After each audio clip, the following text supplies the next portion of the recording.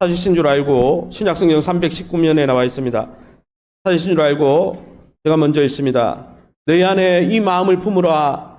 곧 그리스도 예수의 마음이니 그는 근본 하나님의 본체시나 오히려 자기를 비워 종의 형체를 가지사 사람들과 같이 되셨고 사람의 모양으로 나타나사 자기를 낮추시고 죽기까지 복종하셨으니 곧 십자가에 죽으심이라. 아멘. 옆사람 축복합니다. 예수님이 우리를 구원해 주셨습니다. 하나님의 백성의 삶을 사세요. 할렐루야. 예, 오늘은 이 성탄절을 맞이해서 빌립보서 2장에 나오는 예수님의 성육신에 대해서 나오는 이 본문을 가지고 이 마음, 예수의 마음을 품으라라는 제목으로 말씀을 함께 나누길 원합니다. 오늘 본문에 보면 이 빌립보 교회에 대해서 사도 바울이 교회가 분열되어 있었습니다. 다투고 있었어요. 그래서 교회의 일치와 겸손하라 그 이야기를 1, 2, 3, 4절에 말씀한 다음에 그 롤 모델로 예수님의 모습을 보여주고 있는 것이죠. 바울은 빌립보 성도들이 자기의 선교사에게 열심히 돕고 정말 사도 바울의 가슴에 새겨진 교회가 빌립보 교회거든요. 그 빌립보 교회를 향해서 어떻게 하면 겸손하게 살고 어떻게 하면 성령의 하나 되게 하신 것을 힘써 지킬 수 있는지 그 롤 모델로 예수님의 성육신에 대해서 설명하고 있다는 것이죠. 특별히 우리가 읽은 5절부터 이 11절의 말씀은 초대 기독교 찬송가 가사였습니다. 그래서 여기 나오는 너희 안에 이 마음을 품으라, 이게 초대교회에서 불렀던 찬송가 가사예요. 그것을 사도 바울이 인용해서 예수님의 겸손과 예수님의 신성에 대한 초대교회 교인들이 믿었던 진술을 통해서 왜 우리가 이러한 삶을 살아야 되는지를 설명해 주고 있다는 것이죠. 사랑하는 성도 여러분, 저와 여러분은 예수님을 믿으십니까? 예수님을 주인으로 모셨습니까? 하나님의 백성이 되었습니까? 그러면 이 성육신을 기념하는, 예수님의 낮아지심을 기념하는 이 성탄절에 우리가 하나님의 백성이 되었다면 우리가 이 땅에서 어떤 삶을 살아가야 되겠습니까? 첫 번째는 사도 바울이 우리에게 권면해 주는 것은, 한번 따라합시다. 예수님의 마음을 늘 묵상하며 살아가야 합니다. 2장 5절에서 8절 우리가 밑줄 친 부분만 같이 읽어보겠습니다. 너희 안에 이 마음을 품으라. 곧 그리스도 예수의 마음이니 하나님과 동등됨을 취할 것으로 여기지 아니하시고 오히려 자기를 비워 종의 형체를 가지사 자기를 낮추시고 죽기까지 복종하셨으니 곧 십자가에 죽으심이라. 아멘. 이 본문에 사도 바울은 찬송가 가사죠. 이 초대교회가 늘 불렀던, 저희로 치면은 18곡, 나의 사랑하는 책 내지는 주의 친절한 팔의 한기세, 그 가사와 같은 것이죠. 이 너희 안에 이 마음을 품으라, 예수의 마음을 품으라 했는데 그 예수의 마음이 뭡니까? 오늘 성경의 본문에 보니까 6절 말씀에 하나님과 동등됨을 취할 것으로 여기지 아니하는 마음이다 그랬습니다. 여러분, 예수님은 성자 하나님이세요. 그런데 이 땅에 인간의 모습으로 오시기 위해서 무엇을 버려야 했습니까? 성자의 신분, 성자 하나님의 영광을 버려야 하셨다는 거예요. 그래서 예수님이 오시는데 그냥 오신 게 아니고 내려놓음을 통해서, 예수님의 자신의 영광과 기득권을 내려놓음을 통해서 오셨다는 거예요. 그 마음을 품으라는 거예요. 우리가 이제 하나님의 사람이 되고 하나님의 백성이 되었으면 하나님의 법도와 원리대로 이 땅을 살아가야 되는 거죠. 그 원리가 무엇입니까? 예수의 마음이라는 거예요. 예수의 마음이 뭡니까? 하나님과 동등되게 누릴 수 있는 당연한 지위와 권리와 기득권을 내려놓는, 따라합시다, 온유의 마음. 온유라는 이 단어를 사전을 찾아보니까 한번 따라합시다. 섬기려는 마음으로 내 기득권을 내려놓는 것. 예수님이 하나님과 동등된 분이지만은 그 영광을 내려놓음으로 인간이 되셔서 우리를 섬겨주셨다는 것이죠. 그 온유의 마음으로 우리는 이 땅을 살아가야 한다는 것입니다. 왜요? 예수님이 그런 모습으로 오셨기 때문이죠. 여러분, 이 단어 하나님과 동등됨을 취할 것, 이 단어를 여러분 묵상하면 누가 떠오르지 않습니까? 저는 창세기 아담이 떠오릅니다. 하나님과 같지 않은 존재인데 하나님처럼 허영을 부리면서 내가 하나님처럼 되겠다고, 내가 주인이 되겠다고, 내 인생 내가 중심이 되어서 내가 역사의 중심이 되겠다고 하나님의 자리를 찬탈했던 아담과는 달리 원래 하나님이셨던 예수님은 우리를 섬겨주시기 위해서 어떻게 하셨습니까? 자기가 갖고 있던 모든 영광과 기득권을 내려놓고 오셨다는 것이죠. 그러기에 우리가 이 예수님을 믿는다면 우리가 우리의 기득권을 주장하는 자가 아니라 섬기기 위해서 내려놓는 그러한 마음으로 살아야 한다는 것이죠. 할렐루야. 그것이 성탄의 의미라는 것입니다. 두 번째, 여러분, 예수의 마음은 어떤 마음입니까? 한번 따라합시다. 이 땅에서 다른 사람을 섬기는 종으로 사신 마음입니다.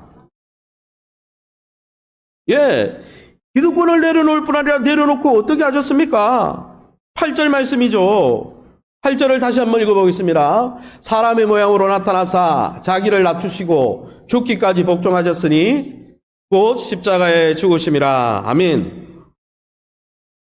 예수님이 왜 이 땅에 오셨습니까? 왜 육신을 입고 오셔서 십자가를 지어주셨습니까? 우리에게 우리의 죄의 문제가 있고 우리의 죽음의 문제가 있고 우리가 하나님과 대적 관계에 있으니까 우리의 이 영적 필요를 채워주려고 섬기러 오셨다는 것이죠.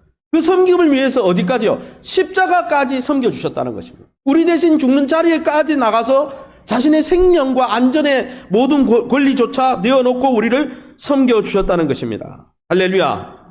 그것이 성탄절의 의미입니다.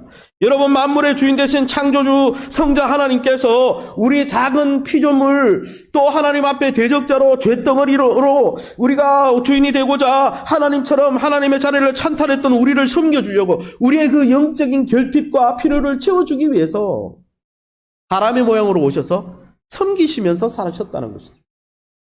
그런 여러분 섬기셨던 주님을 아버지께서 어떻게 하셨습니까? 9절에서 11절에 우리 함께 읽어보겠습니다. 같이 읽습니다.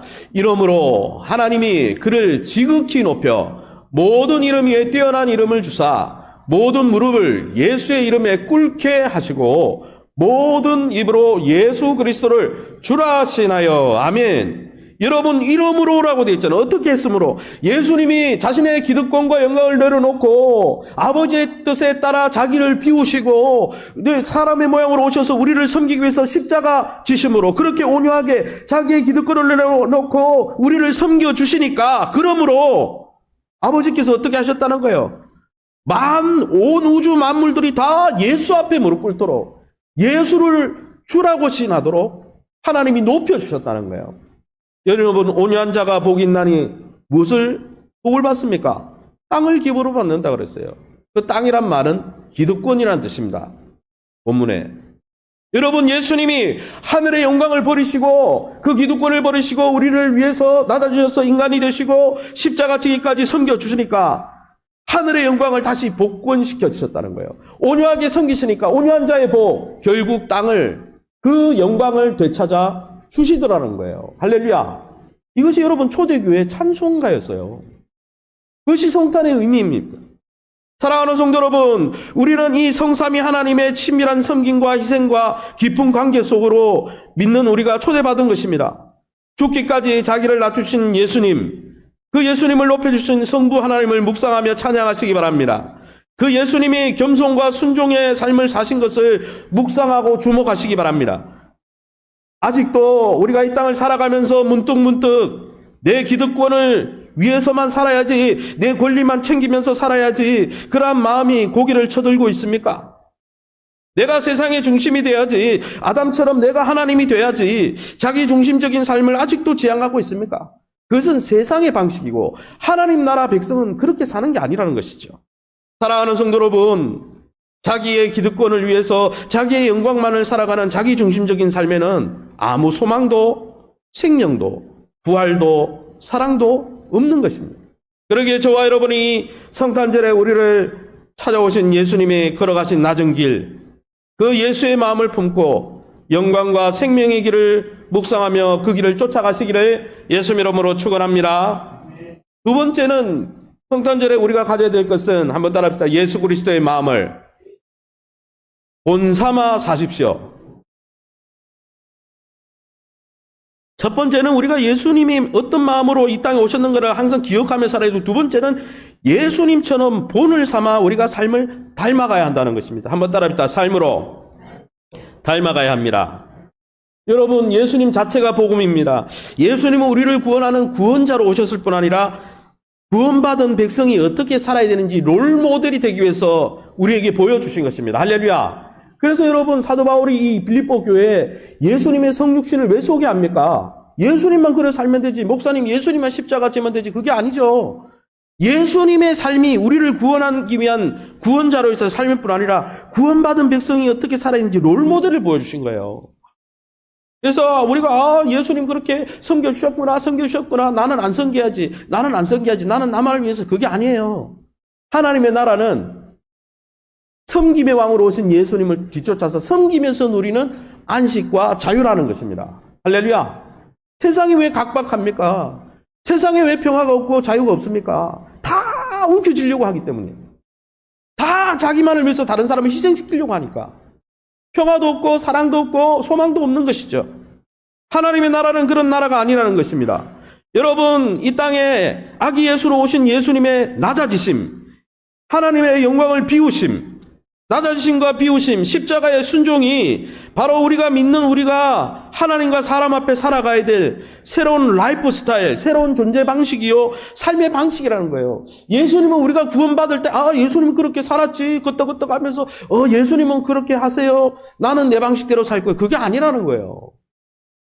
하나님의 나라 백성이 되었고 하나님의 나라 신부가 됐으면 하나님을 닮아가야죠. 할렐루야. 여러분, 우리의 삶의 방식이 앞으로 낮아짐과 비움이 되길 원합니다. 할렐루야. 십자가를 지기까지 순종하는 모습이 우리의 라이프 스타일이 되기 원합니다. 할렐루야. 그 안에 안식이 있고 그 안에 기쁨이 있는 것입니다. 예수를 믿는데도 우리가 평화를 못 누리는 것은 여전히 우리가 높아지려고 하고, 우리가 여전히 우리의 것만 취하려고 그러고, 우리가 다른 사람을 위해서 희생하지 않으려고 그러고, 십자가 지지 않으려고 하는 그 마음 때문에, 여전히 세상의 영으로 살고 있기 때문에 우리 안에 평화가 없는 것이에요. 사랑하는 성도 여러분, 예수님이 낮아지고 비우고 했을 때 어떻게 됐습니까? 하나님 아버지께서 높여주신 것처럼 우리가 예수님을 쫓아서 자신을 비우고 낮아지고 십자가에 자신을 드리기까지 순종하며 살아갈 때, 여러분, 우리도 예수님이 그 누리셨던 부활의 영광에 동참할 그날이 온다는 것입니다. 할렐루야. 신자는 세상 사람들처럼 스스로 자기를 높이는 자가 아닙니다. 예수님처럼 낮추고 비워서 하나님이 우리를 높여주실 때까지 소망하며 기다리는 사람들이 신자입니다. 그러기 여러분, 우리는 지금도 구원의 과정 중에 있다는 것이죠. 빌립보서 2장 12절 14절에 뭐라고 말씀하고 있습니까? 우리 같이 한번 읽어보겠습니다. 밑줄 부분 읽어보겠습니다. 항상 복종하여 두렵고 떨림으로 너희 구원을 이루라. 너희 안에 행하시는 이는 하나님이시니 모든 일을 원망과 시비가 없이 하라. 이 본문에 보면 이상한 단어가 나옵니다. 그 단어가 뭡니까? 12절 하반절에 너희 구원을 이루라 그래서, 구원을 이미 받았는데, 구원을 이미 확신하는데 구원을 이루어가라? 아직 이루어지지 않았다. 그렇게 표현하고 있는 거잖아요. 이 표현이 무슨 의미입니까? 우리는 예수 그리스도를 통해서 하나님의 백성이 되었습니다. 할렐루야. 우리의 신분은 변했습니다. 여러분, 신분은 변했지만 삶은 변화 중에 있습니다. 삶은 아직 완전하게 변하지 않았어요. 그래서 저 본문에 나오는 너희 구원을 이루라 하는 말은 너희가 성화되어 가라, 너희가 그리스도를 닮아가라는 이야기입니다. 그러기 여러분, 우리가 오늘 유아세례를 받았지만 학습 세례 받고 직분 받았으니 땡이다. 나는 이제 이미 천국 백성이 되었으니까 신앙의 종착역이다. 여러분, 예수님을 믿고 우리가 신분이 변한 것은 종착역이 아니고, 한번 따라합니다, 출발역입니다. 결혼식하고 땡, 이제는 나는 같이 안 산다. 그리고 결혼식만 하고 별거 해요. 내 마음대로 살아. 그럼 결혼식 의미가 뭐가 있습니까? 여러분, 돌잔치, 세례를 돌잔치에도 비유하는데, 돌잔치를 하면 그 아이들이 증인 앞에서 세례를 받고 학습 세례 받으면 돌잔치 하는 거예요. 돌잔치를 하면 그 돌잔치 한 아이가 자라가야 되죠. 자라가야죠. 하나님을 닮아가야지. 그때부터 시작이지. 끝이다. 천국의 티켓을 땄으니까 내 마음대로 산다. 그거는 성경이 말하는 구원이 아니에요. 죄송한데. 여러분, 티켓을 딴 게 아니고 이제 출발선에 서서 출발한 거예요. 여러분, 우리가 하늘의 시민권을 가지고 여러분 제주도를 가든 필리핀을 가든 여행을 가면 어떻게 합니까? 티켓을 끊고 여권 이렇게 해가지고 하면은 여러분 입국 수속 해가지고 딱 그 공항에 떨어지면 필리핀 공항에 떨어지면 어떻게 합니까? 공항에 떨어져가지고 아이고 이 필리핀 나라를 여행할까 말까 다시 한국으로 돌아갈까 이럽니까?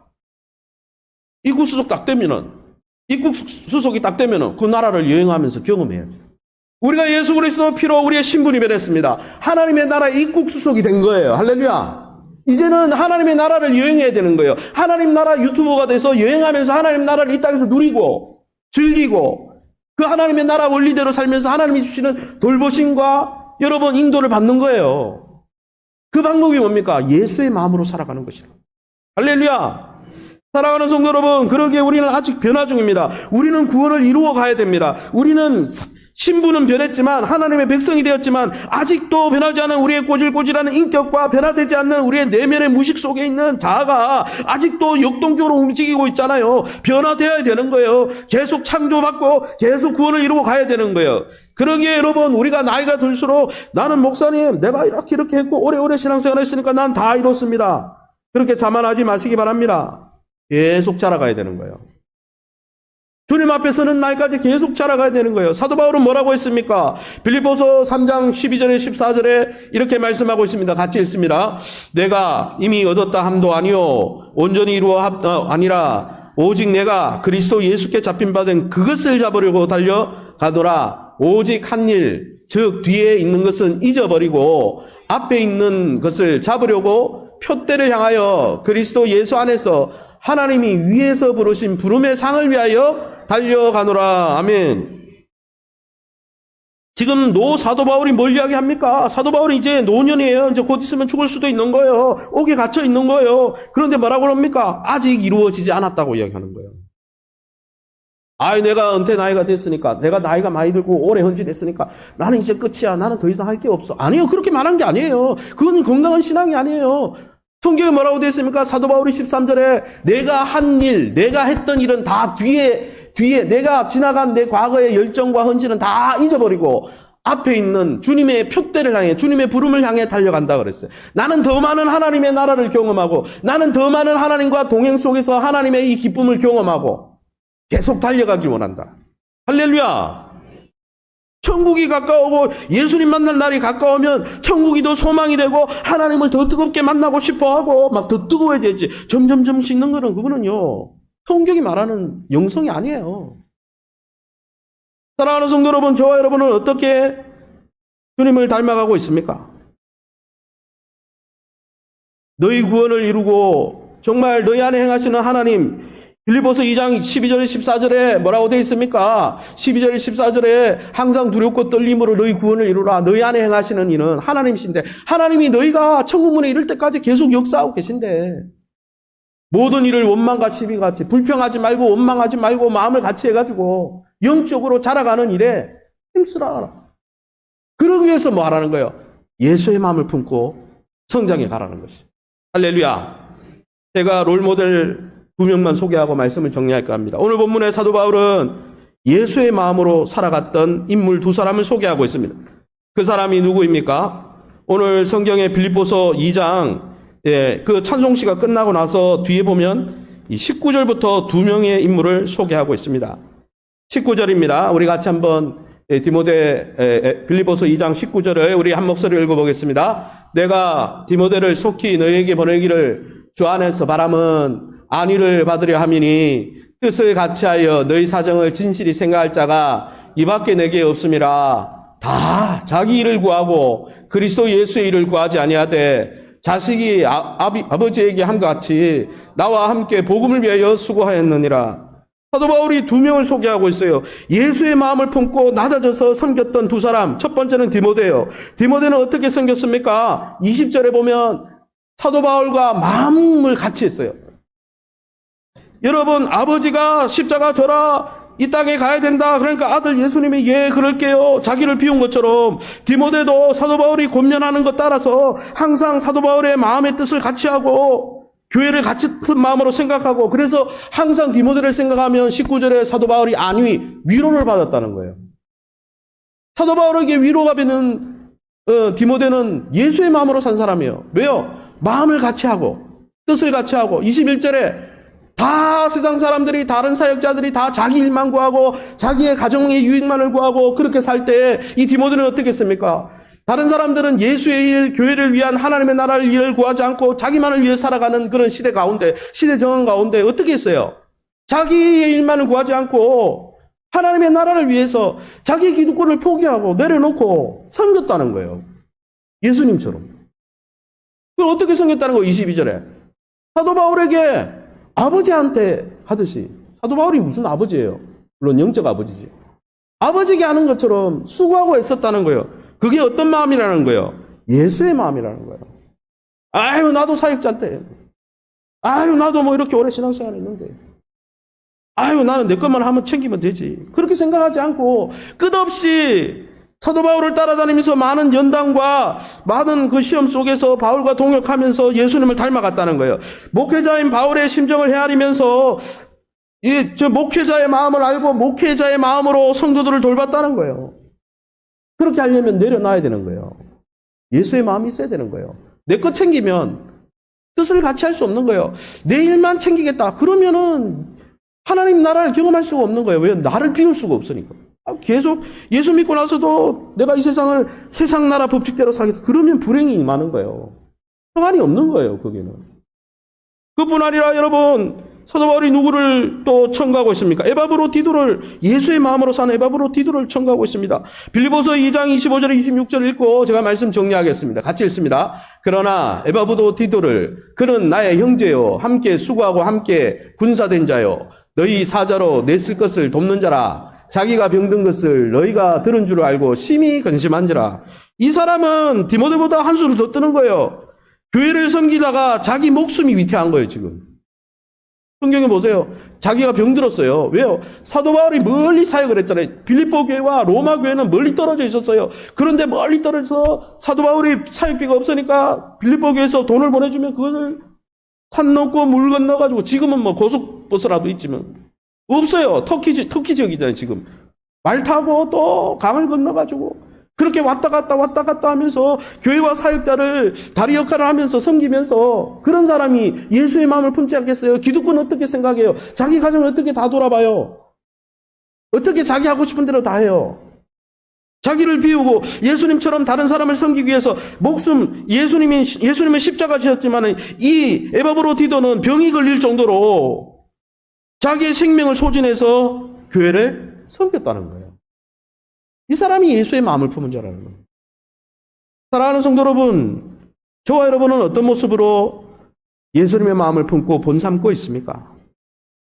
주님이 말씀하는 거예요. 너희가 하나님 나라 백성이 되었으니 이제 하나님의 나라를 경험해라.